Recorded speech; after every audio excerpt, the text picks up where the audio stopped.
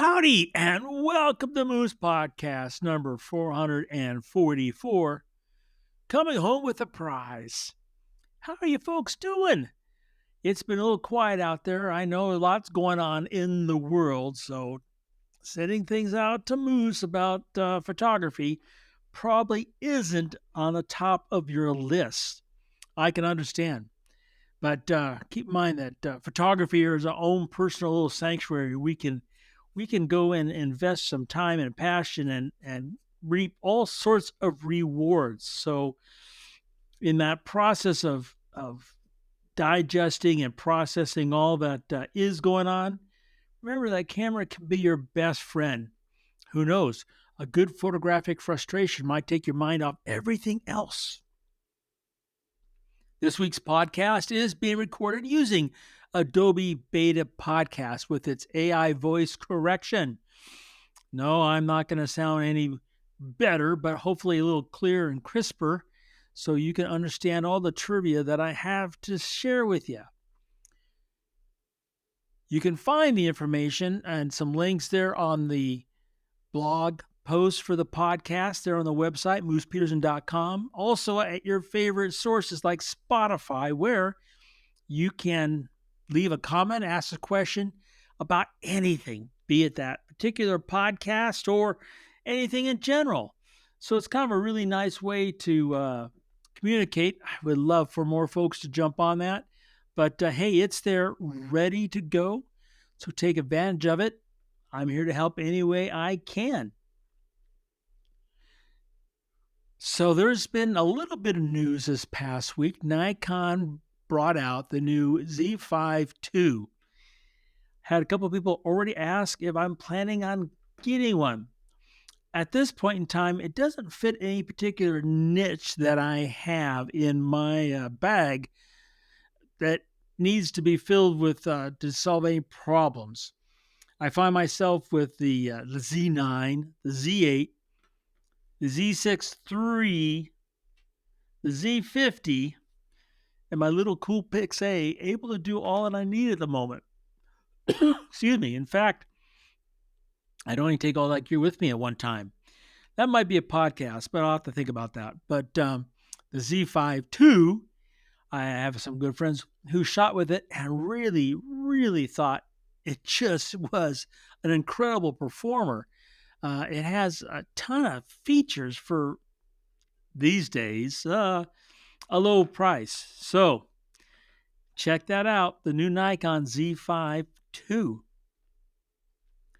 I don't really have a book recommendation for you. I'm reading a very old one from the 1940s right now. That's pretty, it's about the first transcontinental flight. So that's a really esoteric kind of subject matter. So if you have a book that you want to recommend to me, feel free to drop a note or a message there on Spotify or an email. Always looking for good titles to read, and you guys, you have some great insight. So please feel free to send them along. Want to thank my good friends at Bedford Camera, bedfords.com, for sponsoring the Moose Podcast.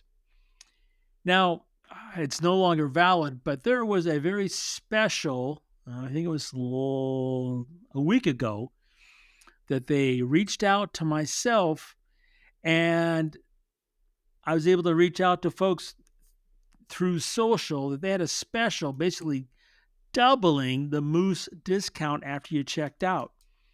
So they will do things like that every so often because, they have the best inventory, the best prices, the best service, the best people.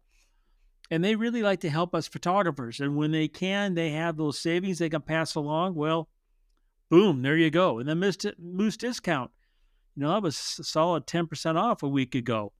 So you get that tax refund, burning a hole in your pocket. Need some equipment to solve that job. My friends at Bedford's Camera are the ones you want to reach out to for the help.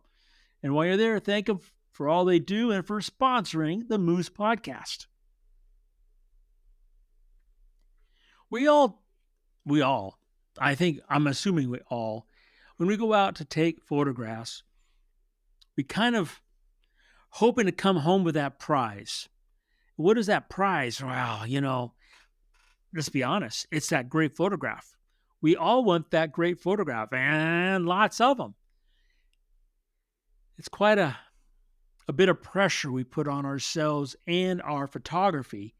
But there are times where, hey, you do come home with that brass ring. How do you determine if you actually did win, come home with a prize? How do you go out prepared to make the most of what's going on to get the prize? Well, I had a long flight down to Costa Rica and a long flight back, thinking about both sides of that equation, which is why this week I'm talking about coming home with a prize. So, a little backstory. I like birds. That's not new. But there is a internal competition. And I say internal because it's only with myself. It's not with anybody else, and it has no relevance to photography fame or fortune or anything else. It's just that there are some very particular bird species that I want the photograph of. And I've already talked about what the is for, so in a nutshell, it's the photograph that wraps up, in my mind, all the romance, all the biology, all the memories that I think I want to include with that particular critter in one photograph. So I went down to Costa Rica last year, about the same time in March, on the quest for the photograph of the snowcap. Now, the snowcap is a hummingbird. It's the second smallest on the planet. If you exclude the tail, it is the smallest, smaller than the bee hummer there in Cuba. So you're talking about a hummingbird that is basically the size of the last joint of your little finger. Yeah, that's really, really small. I forget the weight. Can't weigh more than a couple feathers because that's all it got on its body. So last year I went down there and it was a challenge. First, there was no totally mature male snowcaps to be seen or photographed, which means if they're not totally mature, you don't have all their incredible colors. And the colors are truly psychedelic, off the chart. Who made it up? They were a genius, gorgeous colors.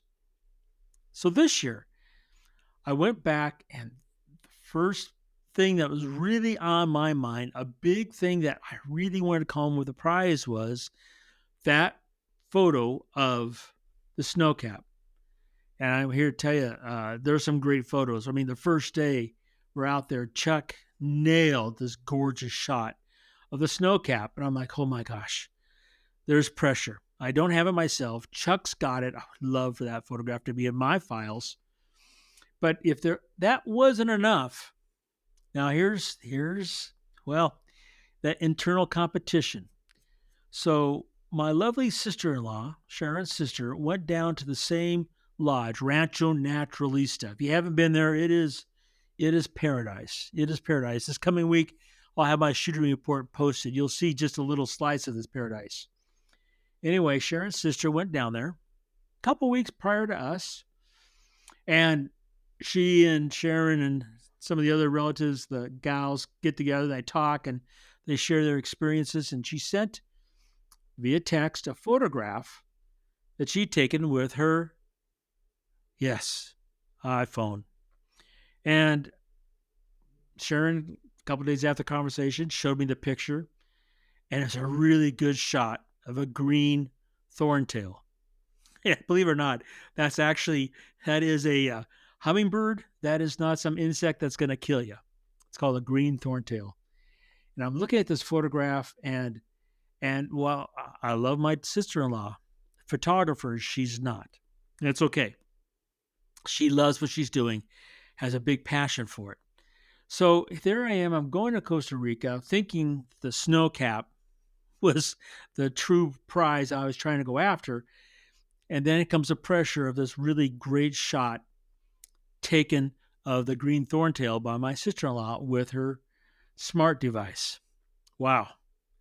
How am I going to compete with those things? That's the challenge, right? Because we go on these adventures with our cameras with very preconceived ideas. A lot of times we're looking for that shot that perhaps is going to win the photo club contest for the week. Perhaps it's one that we need for a hole on the wall to finish off our art installation. It could be that one you're looking for to enter that contest that's deadline's coming up. You don't have just the right picture. Whatever it is, we tend to go out with preconceived notions, and there's lots of different ones. And those do what? They kind of generate the ideas of where we're going to go and when we're going to go and what we're going to go with when it comes to camera gear, and hopefully what we're going to come home with, that prize.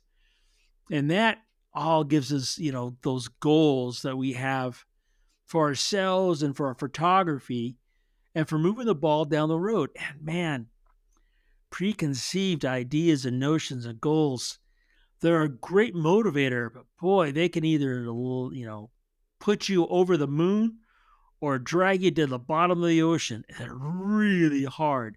That's because we tend to be hard on ourselves being creatives. That's the first kind of hurdle that kind of got to somehow mellow out a little bit, make it not quite so steep on going up or coming back down. So when we start getting those preconceived notions and we start making those lists of what we want to accomplish, one of the things we need to understand is not everything is in our control. For example, going down to Costa Rica, we had some serious rain. On a side note, those Nikon stabilized 12 by binoculars, wow, do they work great, even in the rain. I mean, water didn't phase them, worked perfectly, bright, clear, easy to use in the rain. I loved them. It was killer. Anyway, going to Costa Rica, it got all this rain. Now, rain is a two-edged sword when it comes to photographing critters, hummingbirds in particular. Excuse me, for some places, the rain can make the hummingbirds go into kind of a frenzy, like the desert, where rain is more, let's just say, not common. Where you go to the rainforest, it's the rainforest. Rain is common. So the hummingbirds kind of like, park and say, yep, okay, I'll wait for this big downpour. Then I'll go. I mean, they would park. And if you're trying to photograph hummers, that could be a real challenge.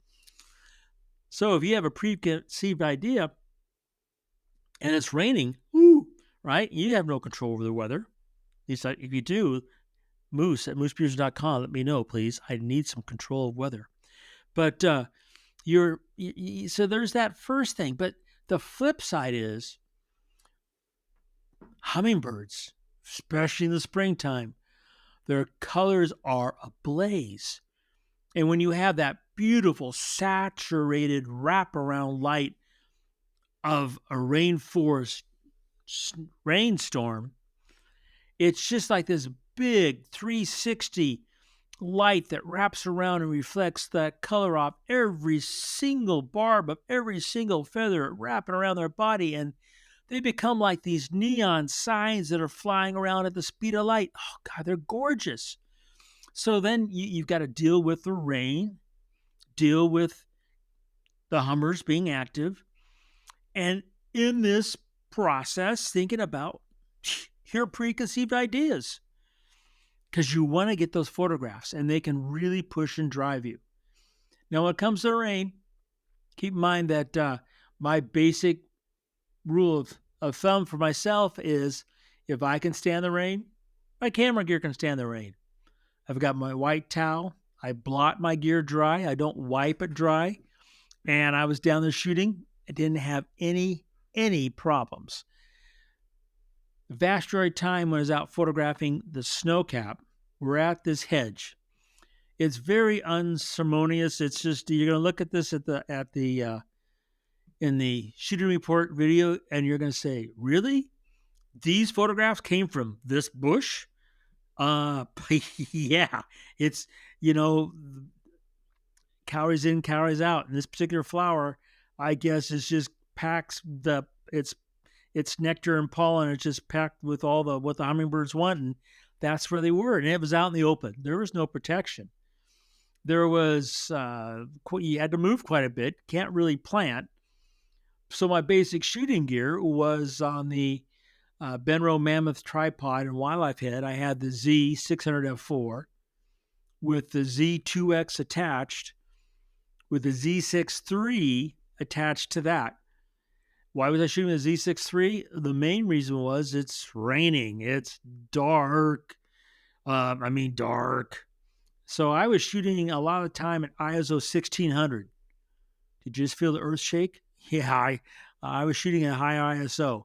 And there was no way around it. If I wanted a decent shutter speed of 1/250th or higher, that was it. And the Z6 III is a high ISO monster, man. It just chews up the high ISO, delivering great, gorgeous images. So that was the standard kit, whether it was raining or shining.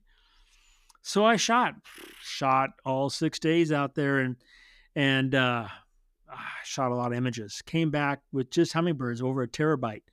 That's after deleting those that didn't match up to my quality standards. It's a lot of hummingbird shots. Now I'm just talking about the hummers. Then at Rancho Naturalista, I saw over 60 species, photographed over 30, and only 10 of those were hummingbirds. So back to it. Was going after the snowcap. Snowcap. We had at times, for sure, 3 adult males and at least 1 female. But the hummers, right? And they're busy around. They're going through this bush, which is a shrub, which is pretty dense, and doing that hummingbird thing, which sometimes drives me nuts, where they're chasing each other. And there was another one there called the rufous tail, which for this particular shrub, the rufous tail was the bully, and they were driving away the other hummers. We had the black capped coquette, crazy looking hummingbird, great bird, great bird. We also had the green thorntail at this, and we had the snowcap. So I was a little bit divided. I wanted to get that coquette because that's just a crazy, very rarely photographed hummingbird. Green thorntail, same thing, not really common. Sister-in-law had a great shot, which I did come to learn she had taken her smartphone up to Harry's spotting scope to take the shot, which has solved a lot of answers because I was like, how did she get so close to get that shot? And then you had the snow caps. Shot. Every night went through the images, deleted the ones that weren't sharp, deleted the ones that just didn't tell the story, filed the rest, came back home. Now it's time to look at and evaluate after the fact just how well I did. And that's really kind of the hard part. People are always asking, and I know they mean well, but especially the non-shooting public, they always like to say, well, did you get the shot? And it's like, well, yeah. I don't have to wait till I get back to my computer to know the answer. Yeah, I got the shot. But did I get the shot? Did I get the shot that I wanted? Am I coming home with the prize? So then you've got to look at the photographs, and you kind of, at least for myself, got to park your emotions. You've got to look at the photographs a bit on the objective side. For example, quick, simple, easy scenario for you to picture in your head. You're photographing this hummer that's busy feeding over the the bush, and all of a sudden another one goes, and then they're gone, and you're like, ugh. And you come back and you get locking focus and shooting and watching the background as diligently as you should sometimes is impossible. So then you're looking at pictures and there's this beautiful flight shot. The hummer's coming in just a second away from putting their mandible in that flower. Lighting's great, exposure's great. Then here's this dead stick going right through the cranium like it's being served up as a shish kebab. Yeah, that don't make it, right? So you've got to you've got to really kind of park yourself, because when you see that perfect flying shot, tack sharp, great light, it's hard to look at the whole scene and see that background for what it is. Not too friendly. So you got to evaluate those things. Then you got to think about sharpness. I was shooting wide open. So that means just the depth of focus, because I am. So just so you know, when you manually focus with a Z body, you will have a distance scale show up, the manual distance scale. It'll show you at what distance you've manually focused. So I know that majority of the time at the hedge, I was 15 to 16 feet away. And that's really close for such a long lens, 1200 millimeters. Boy, you have to really just be patient with yourself as you swing that around to keep the subject in the viewfinder. But at that distance, 15 feet, and you're trying to get the image size, there's a lot of things going on in there. One of them is the placement of the subject in the viewfinder, in the frame that tells a story. And then you got to get focus.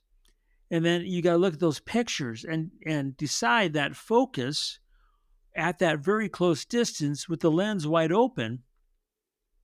All the tail might not be sharp. The eye is sharp. The bill is sharp. The tail's not so sharp. Some people, that would bug them.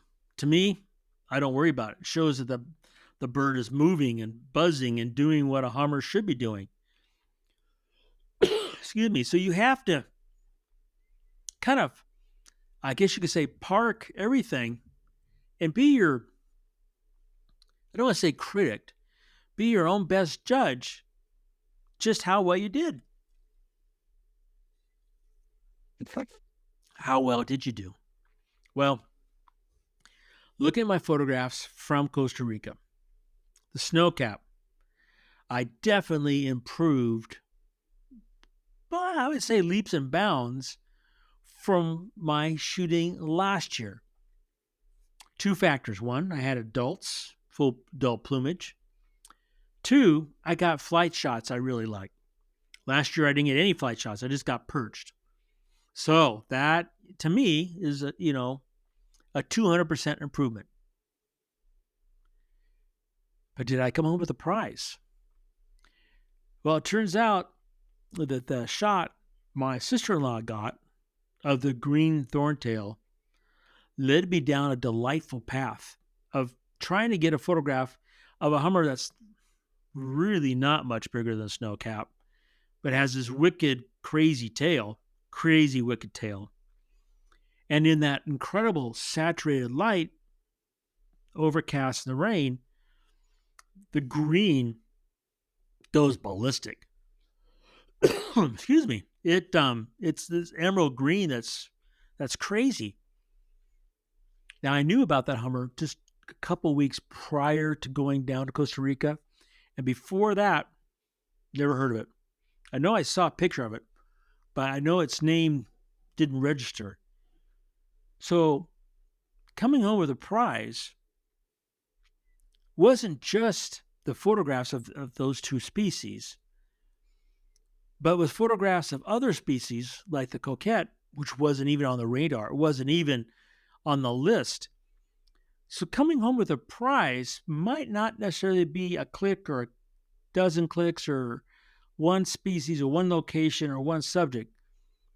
The prize, I think, and the best prize is knowing that you put your best foot forward and you came back with the best you possibly could. I think when you do that, it's pretty simple and very satisfying coming home with a prize. You folks have a marvelous week. Spring is definitely here in Montana. We already have red-breasted nuthatches in a box, which for April 7th boggles my mind. So, early it is. Get out there, have fun, and remember to make every click your story.